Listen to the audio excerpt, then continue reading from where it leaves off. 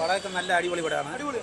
കാരണം നമ്മൾ എത്രയോ വർഷത്തിന് ശേഷം വീണ്ടും അജിത്തിന് ഒരു സിനിമയിൽ എല്ലാം കാണാൻ പറ്റി. എല്ലാം കാണാൻ പറ്റുമെന്ന് വെച്ചാൽ അൺഹാപ്പി. ഞാൻ ഹാപ്പിയാണ്. അതായത് ഞാൻ അയ്യോ ഇത് അങ്ങനെ ഇതൊന്നുമില്ല. അജിത്തിൻ്റെ സിനിമകളിൽ വെച്ച് ഞാൻ പറയുന്നത് നല്ല സൂപ്പർ. മങ്കാത്തേക്ക് എത്രയോ മേലാണ്. അത് നല്ല ആക്ഷനുണ്ട്, കോമഡി ഉണ്ട്, നല്ല ഫാമിലി ഇത് ഫാമിലി എൻ്റർടൈൻമെൻറ്റ് എല്ലാം ഉണ്ട്. എല്ലാം ഫാമിലി ആൻഡ് ഓഡിയൻസിന് എല്ലാവർക്കും കാണാൻ പറ്റിയ ഒരു പടമാണ്.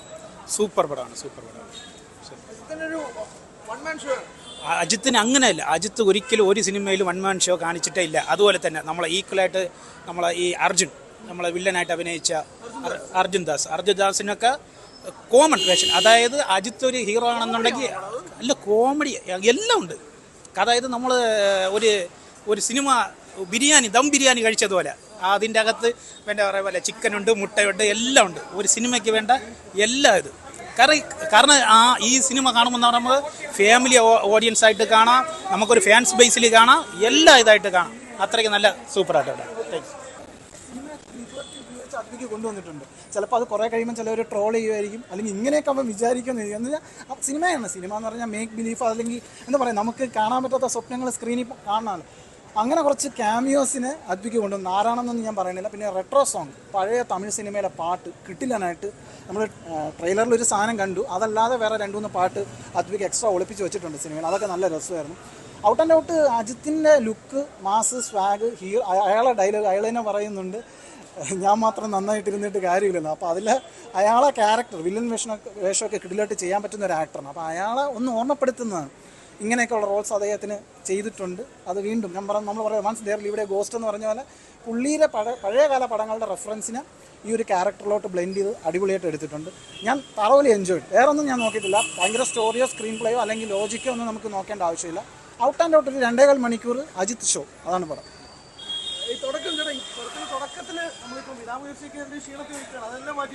അയ്യോ വിടാമുയർച്ചി എനിക്ക് ഇഷ്ടപ്പെട്ട സിനിമയാണ്. പക്ഷേ വിടാമുയർച്ചിയിൽ നമ്മളൊരു ഡ്രൈ അജിത്ത്, ഒരു ചിലവർ പറയുന്ന പോലെ വയ്യ, അജിത്തിന് വയ്യ എന്നുള്ളത്. ഇതിൽ പക്ഷേ എനർജി ലെവൽ എന്ന് പറഞ്ഞു കഴിഞ്ഞാൽ ഒടുക്കത്തെ എനർജി ലെവലാണ്. അത്രയും കിടുവായിട്ട് എടുത്തു വെച്ചിട്ടുണ്ട്. പുള്ളിയുടെ ഒരു ലുക്കുണ്ട്, അതായത് നമ്മൾ ദീന സിനിമയിലൊക്കെ കണ്ട പോലത്തെ ഒരു ലുക്കിനെ ഇതിൽ റീക്രിയേറ്റ് ചെയ്തിട്ടുണ്ട്.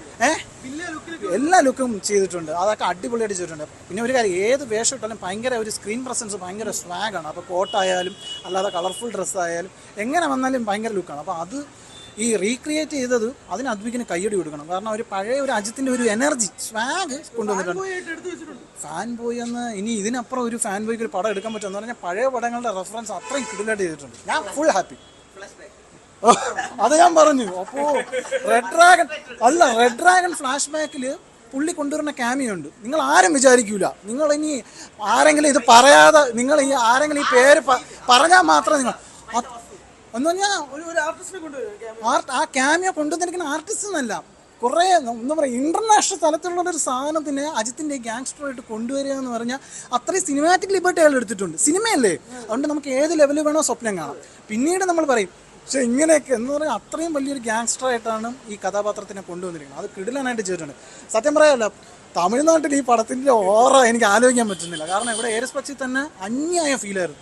തമിഴ്നാട്ടിൽ ഇനിയിപ്പോൾ യൂട്യൂബിൽ പോയി നോക്കണം അവരുടെ റിവ്യൂസ്. എന്തെന്ന് പറയുമ്പോൾ നമ്മളെന്താ പറയില്ല, വോൾക്കാനെ ഇറപ്റ്റ് എന്ന് പറയില്ല, ഈ അടക്കി വെച്ചിരുന്ന ഒരു ഇതുണ്ട് അജിത് ഫാൻസ്. ഈ സിനിമയിൽ പറയുന്നുണ്ട്, എൻ്റെ ഫാൻസ് നിങ്ങളെ ഞാൻ മിസ് ചെയ്തു, നിങ്ങൾക്ക് അവർക്കുള്ള ട്രീറ്റ്, പക്ക ട്രീറ്റ്. വേറെ ഇനി ഈ സിനിമയെക്കുറിച്ചിട്ട് പലരും പലത് പറയും, സ്റ്റോറി കുഴപ്പമില്ല, സ്ക്രിപ്റ്റ് ഇല്ല. ശരിയാണ്, സ്റ്റോറി വലിയ ഇല്ല, സ്ക്രിപ്റ്റ് ഇല്ല, ലോജിക്കൽ പ്രശ്നമുണ്ട്, ഓവർ ലൗഡാണ്. അദ്വിക്കിൻ്റെ ഇതിനു മുമ്പുള്ള പടങ്ങൾ ഏത് പടം നോക്കിയാലും ഓവർ ലൗഡ്. മാർക്ക് ആൻ്റണി എന്നല്ല, അയാളെ എടുത്ത ഏത് പടം നോക്കിയാലും ഓവർ ലൗഡാണ്.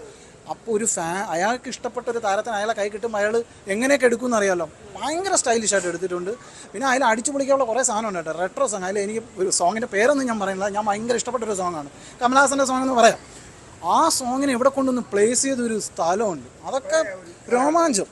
ഞാൻ പറഞ്ഞത് ഭയങ്കര രോമാഞ്ചം. ഞാൻ രോമാഞ്ചം അടിച്ച് സത്യം പറയാമല്ല. ആ രോമാഞ്ചം അടിക്കുക ഈ സിനിമ തിയേറ്ററിൽ നിന്ന് കാണാം. അതും ഫുൾ ഹൗസിൽ കാണണം കേട്ടോ. പിന്നെ ചത്തുകുത്തിയിരുന്ന് കണ്ടതിന് ഒരു കാര്യമില്ല. നിറഞ്ഞ ഫുൾ ഹൗസിൽ കണ്ടു കഴിഞ്ഞാൽ അടിപൊളിയായിരിക്കും.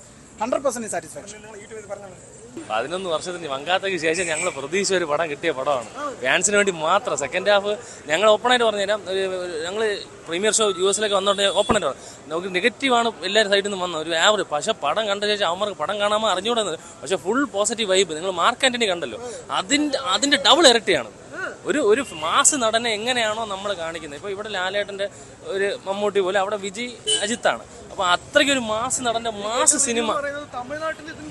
പക്ഷെ ഞാൻ ഈ തമിഴ് ഇവിടെ നമ്മൾ മലയാളീസ് എങ്ങനെ ആഘോഷിക്കുകയാണെങ്കിൽ പിന്നെ തമിഴ് അവരിതിനെ ഒരു ആഘോഷമാകും. പക്ഷെ ഇത് ഞങ്ങൾ ഒരു പൊങ്കലിന് മിസ് ഈ പടം ഇറങ്ങിയിരുന്നെങ്കിൽ സകല റെക്കോർഡും ഇതുവരെയുള്ള തമിഴ്നാട്ടിലെ സകല റെക്കോർഡ് കളക്ഷൻ ഈ പടം മാറ്റുമായിരുന്നു.